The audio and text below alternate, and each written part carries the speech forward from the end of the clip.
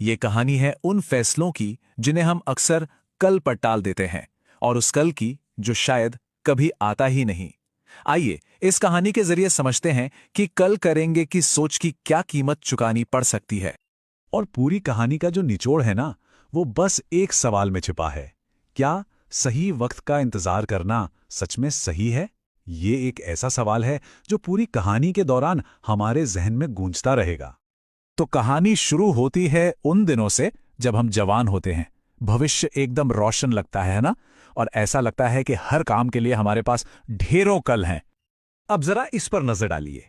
ये एक पूरी जिंदगी का नक्शा है। 20 साल की उम्र से शुरू होकर 50 तक। हर मोड़ पर एक फैसला है जिसे बस टाला गया।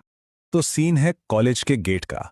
20 साल का एक नौजवान एकदम बेफिक्र, और उसकी मुलाकात होती है एक एजेंट से। जिंदगी की बस दहलीज पे खड़ा है वो। एजेंट बड़े प्यार से समझाता है, कहता है उम्र सिर्फ 20 साल है अभी। इंश्योरेंस के लिए ये सबसे सही टाइम है। आज तैयारी कर लोगे तो कल की चिंता नहीं रहेगी। और ये देखिए, ये है पहला टाल मटोल। जवाब आता है, अरे भैया अभी तो पढ़ाई चल रही है, एक बार ये खत्म हो जाए फिर सोचूंगा इसके बारे में। सुनने में उस वक्त ये बहाना काफी वाजिब लगता है। तो खैर 5 साल गुजर जाते हैं। वो स्टूडेंट अब एक नौकरी पेशा इंसान है। पहली नौकरी, पहली सैलरी और एक नई आजादी का एहसास। कहानी अपने अगले पड़ाव पर है। और वो एजेंट, वो फिर से आता है उसी उम्मीद के साथ। वो इस नए मौके को भुनाना चाहता है। भाई अब तो नौकरी भी लग गई है, अब तो इंश्योरेंस करवा ही लो। लेकिन जवाब फिर से वही था, बस वजह नहीं थी। अरे अभी अभी तो जॉब लगी है, थोड़ा जीने तो दो, बाद में देखेंगे यार। मतलब भविष्य की सुरक्षा पर आज की मौज मस्ती भारी पड़ गई। तो अब कहानी का अगला पड़ाव आता है, जिम्मेदारियों का दौर। जिम्मेदारियां तो बढ़ती हैं, लेकिन टालने की जो आदत है वो वैसी की वैसी ही रहती है। माहौल है शादी का, घर में जश्न चल रहा है, और उसी भीड़ में वो एजेंट फिर से नजर आता है। इस बार एक दोस्त की तरह, एक याद दिलाने वाले की तरह। इस बार उसकी बातों में ज्यादा वजन है, एक गंभीरता है। वो कहता है अब तो शादी भी हो गई, जिम्मेदारियां बढ़ गई हैं, अब इंश्योरेंस सच में बहुत जरूरी है। और बहाना फिर से तैयार। यार अभी अभी शादी हुई है, खर्चे इतने हो गए हैं, बाद में सोचेंगे, पक्का। वजह इस बार पैसों की तंगी। और देखते देखते जिंदगी का एक और अहम मोड़ आ जाता है। अब वो सिर्फ एक पति नहीं, एक पिता भी है। बच्चे के स्कूल के बाहर वो एजेंट एक बार फिर इंतजार कर रहा है। एजेंट इस बार दिल पर चोट करता है, एक पिता की जिम्मेदारी की दुहाई देता है।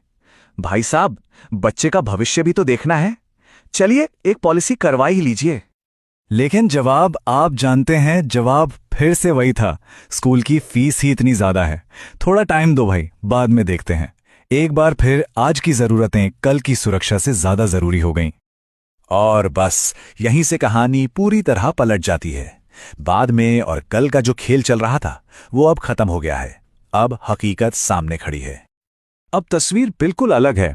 सोचिए, एक इंसान अस्पताल के बाहर बैठा है, खामोश, हाथ में मेडिकल रिपोर्ट है और चेहरे पर वो बेफिक्री कहीं गायब हो चुकी है।